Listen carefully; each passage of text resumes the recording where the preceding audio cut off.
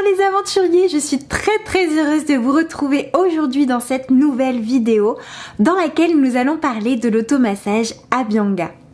Alors dans cette vidéo, je vais vous présenter les bienfaits de cet automassage pour le corps et l'esprit en me reposant comme à l'accoutumée sur les textes classiques. Puis nous ferons un tour d'horizon également des huiles à utiliser en fonction des doshas mais aussi en fonction des saisons parce que vous verrez que c'est très important dans le choix de vos huiles pour tout simplement prendre soin de votre corps. Puis je vous montrerai un protocole avec quelques gestes. Vous allez pouvoir les intégrer si vous le souhaitez lorsque vous ferez cet automassage. Allez, c'est parti, je vous embarque avec moi. Alors sur Instagram, vous avez été très nombreux et nombreuses à me poser des questions sur ce qu'est l'automassage, comment le faire, comment choisir son huile. Donc je m'étais dit que j'allais compiler toutes ces réponses dans une vidéo pour pouvoir vous répondre le plus précisément possible. Mais avant d'aller plus loin dans cette vidéo, n'oubliez pas de la liker pour me signifier qu'elle vous plaît, pour me donner du courage à continuer les partages sur l'Ayurveda et à vous abonner si vous n'avez pas encore rejoint la communauté des aventuriers verts. Alors déjà, qu'est-ce que c'est que l'automassage? L'automassage, en fait, c'est on va dire une routine de vie qu'on peut réaliser soit quotidiennement, donc c'est-à-dire tous les jours en se levant le matin, lorsque l'on va réaliser la dinacharya, la routine de vie ayurvédique, mais aussi la rucharya, la routine de vie en fonction des saisons.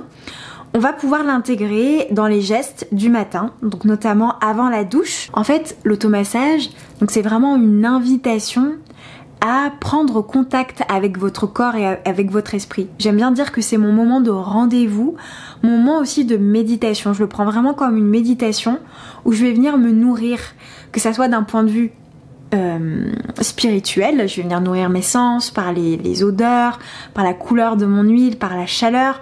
Ça va venir me réconforter, ça va venir nourrir ma peau, mes tissus. Donc vous allez voir qu'il y a vraiment des bienfaits pour la santé. Et c'est vraiment un moment où vous allez pouvoir localiser vos crispations, vos douleurs, voir l'état de sécheresse aussi de votre peau. C'est un moment où vous allez vraiment vous auto-observer. Et c'est à ça qu'invite en fait cet automassage là au quotidien, de vous reconnecter dans l'instant présent avec votre chair, avec votre corps, avec votre temple intérieur et de venir ressentir un petit peu, de lui dire bonjour, de le contacter, de lui demander ce dont il a besoin et lui en retour va vous apporter aussi de l'énergie, de la longévité, de l'amour, de la souplesse, de l'hydratation, de la beauté. Donc c'est vraiment un échange que vous allez avoir entre vous et votre corps et je trouve ça vraiment magnifique en fait cette pratique et cette vision ayurvédique qui est portée vis-à-vis de ce petit rituel sacré que l'on réalise vis-à-vis de soi. Alors, ce que dit la Charaka Samhita, je vais vous lire ce que dit la Charaka Samhita par rapport à cet automassage. Donc déjà en sanskrit, Abhyanga, ça veut dire tous les recoins du corps, tous les endroits du corps. Donc c'est-à-dire qu'on va venir vraiment masser chaque petit coin subtil de notre corps et on va venir lui dire bonjour, le contacter, le réveiller, le stimuler ou l'apaiser en fonction des gestes que l'on va utiliser. Alors, il est dit dans la Charaka Samhita que quand on masse en fait le corps, quand on le oint d'huile, le corps humain devient fort, devient lisse, il n'est plus sensible aux maladies dues à Vata, car Vata va prédominer en fait dans l'organe du toucher, dans l'organe des sens qui est le toucher qui est très important en Ayurveda. En fait, tous les doshas dominent dans l'organe du toucher, mais surtout Vata, parce que c'est connecté à l'air. Donc, en passant par la peau, en passant par le toucher, on vient s'adresser au rééquilibrage de Vata, du dosha Vata. On dit aussi que le corps va résister à l'épuisement et aux efforts. Et il est dit que celui qui se oint régulièrement d'huile, même s'il est soumis à un travail pénible ou à des blessures, ne sera pas beaucoup blessé. Donc ça veut tout dire. Ça veut dire que le corps va avoir de la résistance au fur et à mesure que vous allez le masser, le dorloter, le choyer, l'hydrater et le nourrir. Parce qu'en fait, on dit que le massage va venir, grâce à l'huile qu'on va poser sur la peau, ça va venir nourrir tous les tissus de notre organisme. Donc il y a 7 tissus selon l'Ayurveda qu'on appelle les dhatus. Donc on a Rasa qui est la lymphe, Rakta qui est le sang, on a Medas qui est la graisse, Mamsa qui est les muscles, donc ça c'est le 3e, Medas c'est le 4e. On a Ashti qui représente les os, on a Majja qui représente la moelle osseuse et on a Shukra qui représente le tissu reproducteur, puis après on a Ojas qui est en fait la réserve de vitalité. Donc il y a 7 tissus et on va dire comme un espèce de 8e tissu qui découle finalement de la force de tous ces 7 tissus. Et donc le massage Abhyanga vient justement, même l'automassage, vient nourrir ces 7 tissus et donc donner de la force et de la résistance à l'organisme. On dit qu'il faut à peu près entre 1 à 4,5 minutes pour que chaque tissu soit nourri. Donc que chaque tissu puisse absorber cette quantité d'huile qui va venir le nourrir, le revigorer. Donc c'est pour ça qu'on conseille en Ayurveda entre 15 à 30 minutes de massage pour que tous les tissus soient nourris. C'est appelé en fait dans les textes classiques Matrakala. Matrakala, c'est le clignement des yeux. Donc on compte ça en clignement des yeux. C'était très rigolo quand j'ai lu ça. Donc il faut certains Matrakala pour que chaque tissu puisse absorber sa partie d'huile pour le renforcer. Du coup, l'automassage Abhyanga, c'est très bon pour diminuer le vieillissement du corps, en permettant de réduire la fatigue de l'organisme, en permettant d'apporter plus de vitalité. Ça va renforcer donc les tissus profonds du corps, permettre une bonne circulation lymphatique et sanguine, donc ça va être très bon pour les personnes justement qui souffrent de rétention d'eau ou de mauvaise circulation au niveau des fluides du corps. Ça va apaiser le système nerveux, le rééquilibrer puisqu'on va s'adresser surtout à Vata. On dit que ça permet un vieillissement gracieux du corps. Je trouve ça trop beau. Ce qui est important aussi, c'est que ça réduit donc les gerçures et même la sciatique. Et ça tonifie en fait les veines, les ligaments, les tendons. Ça vient tout tonifier, ça vient tout renforcer. Et autre chose qui est assez drôle à partager avec vous, c'est qu'en fait, l'automassage Abhyanga vient justement réduire les mauvaises odeurs de la sueur, qu'on appelle Sveda en Ayurveda, qui est un des déchets du corps, un des malades du corps. Et en fait, en permettant justement à Vata d'être rééquilibré, c'est Vata qui va se charger via ce qu'on appelle Samana Vata, qui est en fait une des sous-forces de Vata, de transporter la sueur à travers, depuis les petits intestins, et elle va être en fait évacuée par Vyanavata qui va s'occuper des mouvements dans l'organisme. Donc du coup, en rééquilibrant Vata, on permet aussi une meilleure circulation, une meilleure élimination, un meilleur transport de cette sueur qui va être beaucoup mieux évacuée par l'organisme. Et c'est vrai que quand on est stressé, quand le système nerveux est un petit peu détérioré, quand on est assez stressé ou fatigué, on peut avoir aussi des mauvaises odeurs liées au stress. Et donc en réduisant le stress, eh bien, on permet aussi au corps d'avoir de meilleures odeurs. Donc ça rééquilibre vraiment l'organisme dans toute sa globalité, ça je pense que vous l'avez bien compris. Alors autre question qui m'a été énormément posée, c'est pourquoi s'automasser le matin et pas le soir? Alors sachez qu'il est tout aussi conseillé en Ayurveda de se masser le matin et le soir. Seulement, ça ne va pas avoir la même visée, le même but thérapeutique en quelque sorte. Alors déjà, il est important de comprendre qu'en Ayurveda, en fonction des heures de la journée, les doshas vont prédominer. Donc lorsque l'on va se masser le matin, on va en règle générale plus s'adresser à un rééquilibrage de Vata. Et ça va être la même chose en fin d'après-midi. Donc par exemple entre 17h et 18h, on va s'adresser également au rééquilibrage de Vata. Passé 18h, on va être en heure Kapha, donc ça va être un peu plus alourdissant. C'est pour ça aussi qu'on évite de s'automasser déjà très proche d'un repas parce que ça demande un effort de digestion qui est quand même considérable.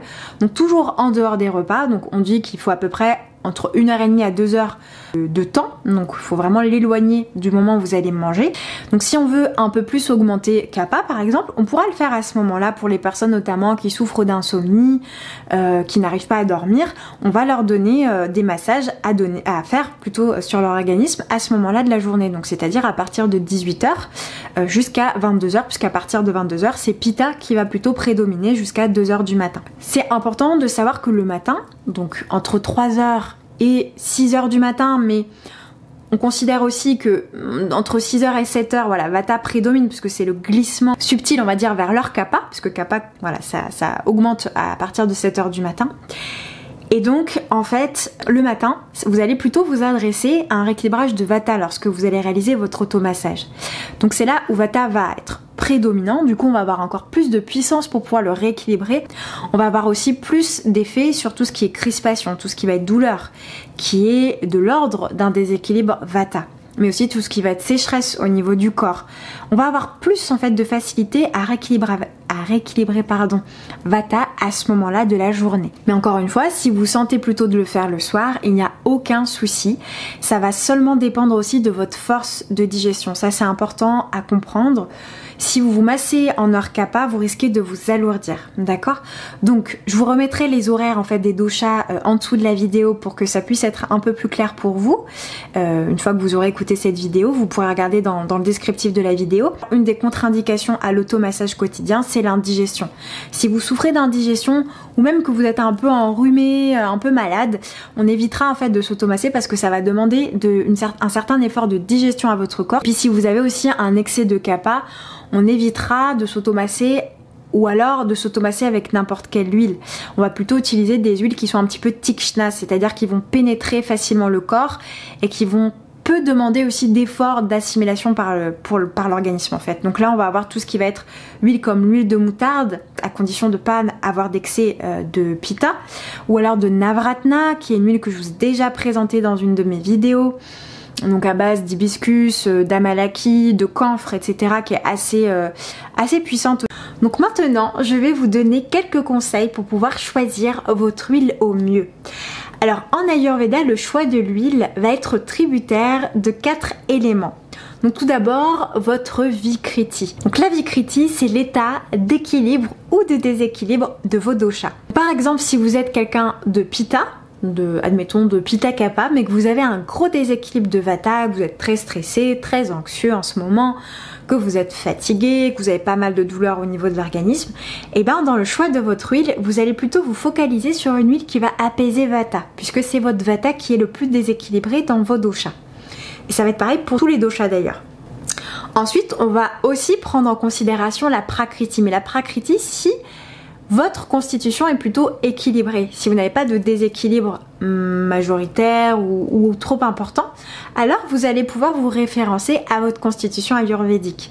Donc quelqu'un, encore une fois, de très pitta, va pouvoir du coup utiliser des huiles pitta s'il n'a pas d'excès de vata ou d'excès de kapha. Ensuite, il va y avoir la saison, et ça c'est extrêmement important.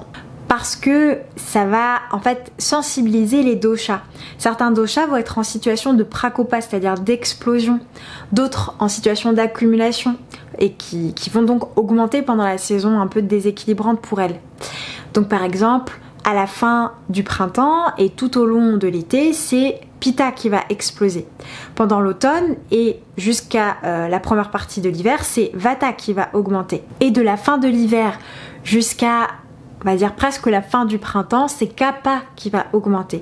Tout ça, je vous l'ai expliqué dans mes e-books et dans mes ouvrages sur les saisons. Vous avez tous les détails vis-à-vis de ce que met, on va dire, de ce que réserve la saison vis-à-vis du dosha, ce que ça va venir sensibiliser comme système, comme tissu, au niveau du mental aussi, quels sont les soins, l'alimentation, le yoga, le pranayama qu'on va pouvoir utiliser pour chaque saison. Et l'huile donc en fait partie. Et quatrième élément extrêmement important pour moi à prendre en considération, c'est votre intuition. Parce que c'est elle qui va vous guider vers les besoins de votre organisme.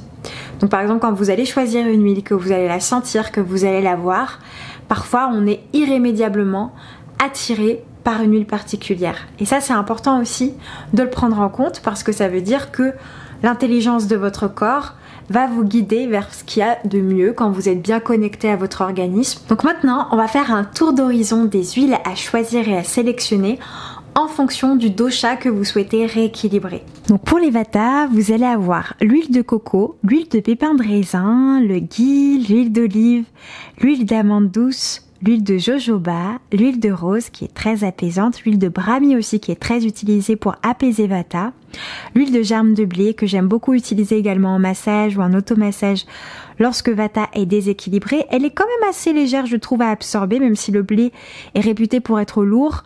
Vous verrez qu'elle est absorbée très facilement par la peau. On a également l'huile de safran, l'huile d'avocat, l'huile d'avoine, l'huile de sésame ou encore l'huile d'hibiscus. Et les zones également vont être très importantes à sélectionner pour rééquilibrer Vata.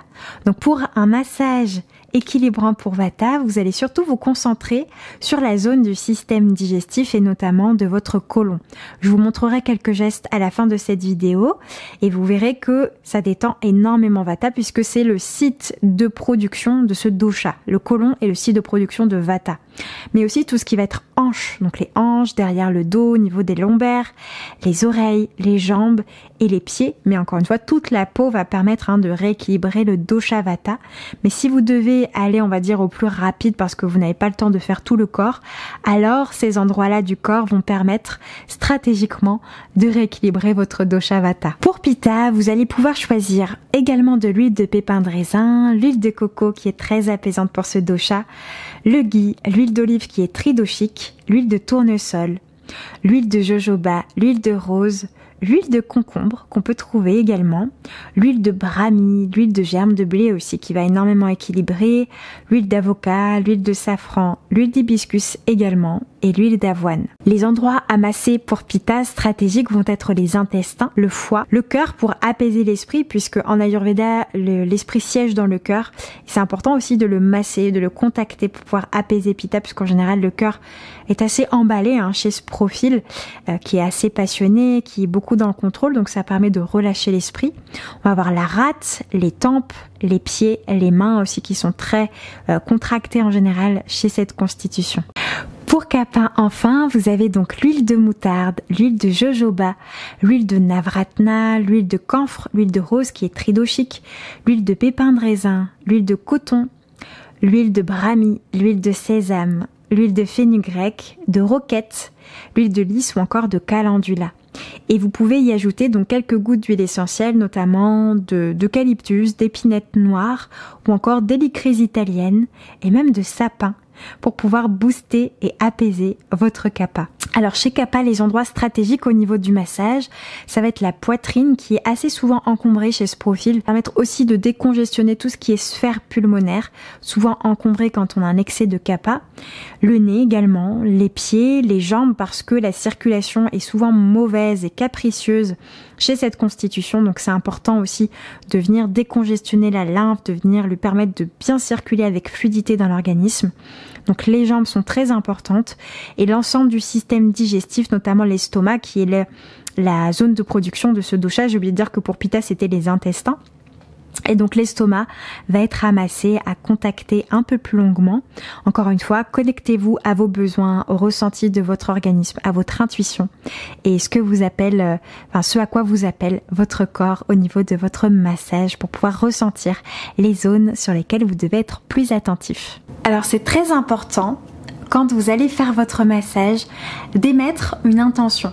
Comme on pratiquerait la visualisation, avant de vous masser, vous entrez vraiment en symbiose avec votre corps et vous pouvez émettre une intention, donc celle de vous faire du bien, celle de vous redonner de l'énergie, celle d'apaiser votre stress. Vous pouvez aussi mettre un mantra ou une chanson qui va vous apaiser, des bruits de la nature, des bruits de vagues par exemple qui vont beaucoup apaiser Vata, des bruits de forêt, des bruits d'oiseaux qui chantent, ou alors tout simplement mettre un mantra qui vous attire, qui vous fait du bien, que vous allez pouvoir donc écouter pendant votre soin ou aussi, pourquoi pas, chanter pendant votre massage. En Ayurveda, on peut aussi répéter des mantras pendant qu'on se masse, notamment le mantra Om que vous allez pouvoir répéter à certains endroits de votre organisme, notamment quand vous allez masser votre ventre.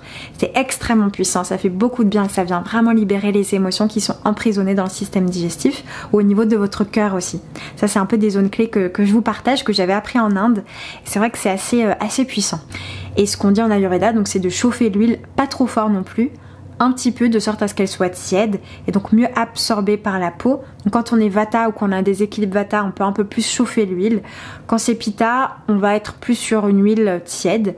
Et quand c'est Kapha, on peut aussi chauffer un peu plus l'huile. Il ne faut pas vous brûler bien évidemment. Du coup, je vous retrouve dans ma chambre pour pouvoir vous montrer un petit protocole qui pourra peut-être, et je l'espère de tout cœur, vous inspirer dans votre propre massage. Donc à l'heure où je vous fais cette vidéo, on est en été. Du coup, il fait très bon dans la chambre. J'ai pas besoin de trop me chauffer.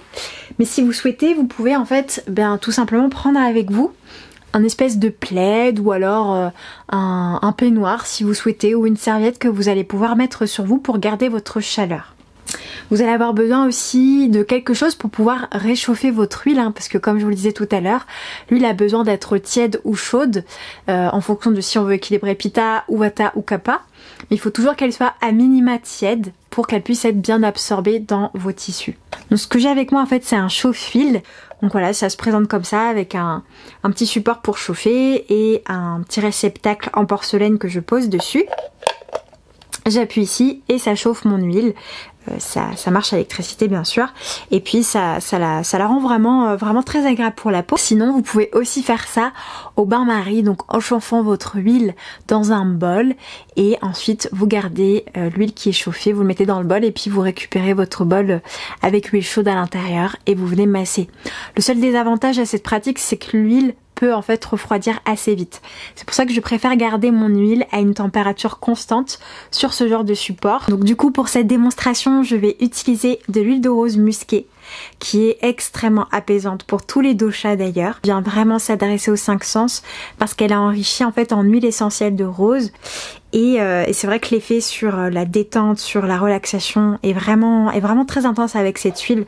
C'est voilà, moi j'adore l'utiliser pour pouvoir me détendre et puis elle est très hydratante. Je me suis mis aussi en tenue pour le massage, j'ai mis une tenue de yoga avec une petite brassière et voilà un short qui me permet de venir contacter l'ensemble du corps sans non plus me salir.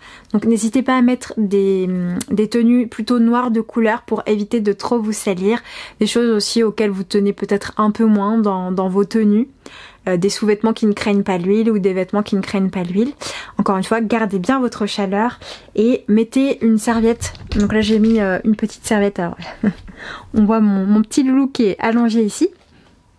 Et je mets en fait une serviette sur le lit pour éviter donc de salir mes draps. Et je vais venir donc m'installer dessus. C'est parti, je vais vous montrer tout ça.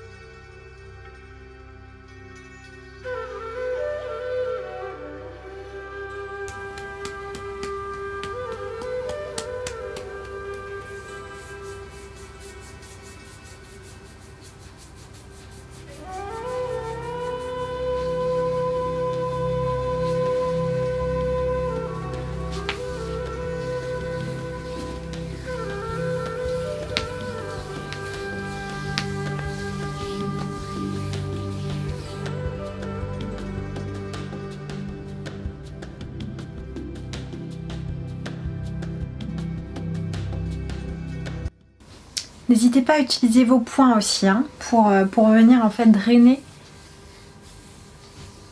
votre système circulatoire. Donc on vient vraiment toujours des extrémités vers le haut de la jambe pour permettre à la lymphe aussi et la lymphe et le sang de bien circuler. Alors le fait de mettre les mains aussi en superposition permet d'apporter plus de force à vos mouvements ou comme ça. Vous savez en mouvement de papillon un peu comme ça. Les 2 pouces en fait en superposition l'un sur l'autre, ça permet aussi de bien faire travailler les mains en équipe et donc d'avoir plus de force aussi au niveau de vos appuis.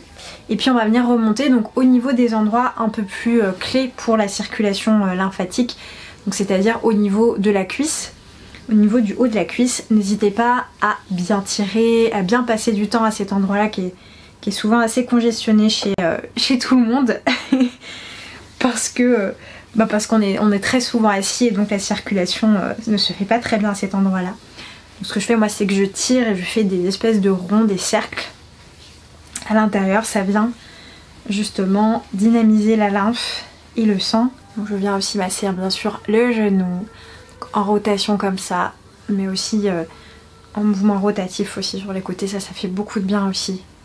Pour les personnes qui ont des problématiques au niveau des genoux, on peut venir chauffer en fait l'articulation tout simplement. Venir la chauffer, la réveiller, l'assouplir avec de l'huile. Ne pas hésiter à mettre plus d'huile aussi dans cette partie-là du corps pour bien nourrir l'articulation. Voilà, vous massez, vous laissez guider par votre corps et puis vous venez masser le haut de la cuisse.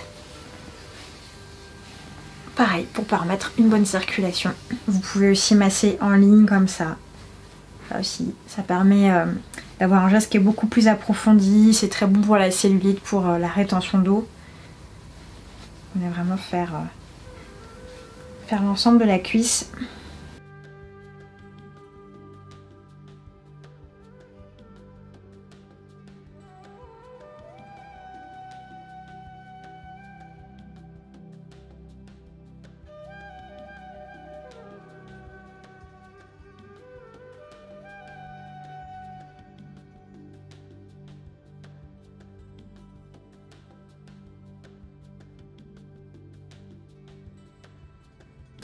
Alors moi j'absorbe assez vite l'huile.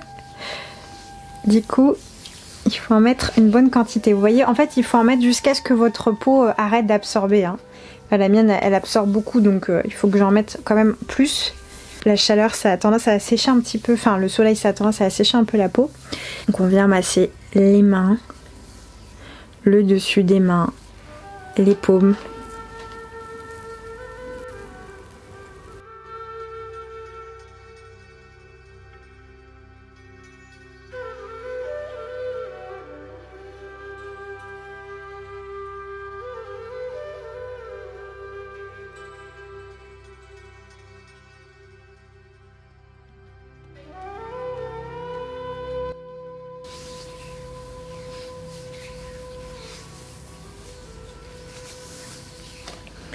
Ne pas hésiter aussi à passer sous les aisselles parce qu'en fait c'est là où les ganglions lymphatiques aussi se situent. À cet endroit là, ça vient se déverser d'ailleurs ici au niveau des clavicules. Donc là pareil, on a comme des stations d'épuration de la lymphe qui passent ici. Donc c'est important de remonter la lymphe et le sang dans ces stations d'épuration là. Et donc de passer aussi par les aisselles. Donc de ne pas hésiter à les masser. En partant du bout des mains jusqu'en haut de l'épaule. Et du dessous du bras jusque dans l'aisselle. Et en fait après on vient prendre l'ensemble de la lymphe ici. Et on vient la passer ici pour la ramener jusque dans les stations d'épuration de la lymphe qui sont ici.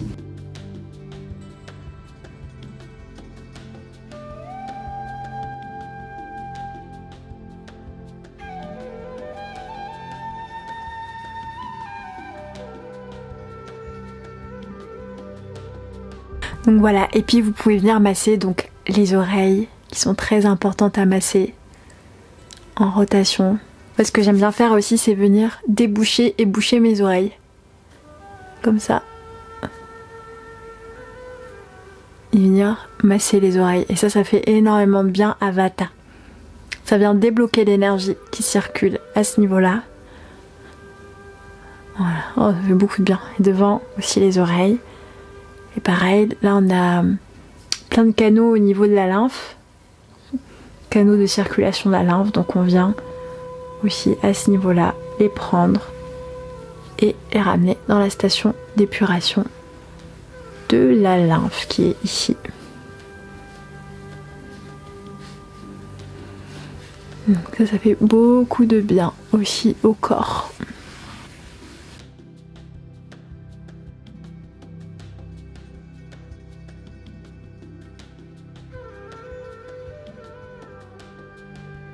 Voilà, le point Ajna qui est très contracté chez moi en ce moment et certainement chez d'autres personnes. Qu'on vient stimuler pour apaiser, notamment si vous faites le massage avant, enfin le soir plutôt, avant d'aller prendre votre bain et votre douche. Ça c'est un point qui fait beaucoup de bien.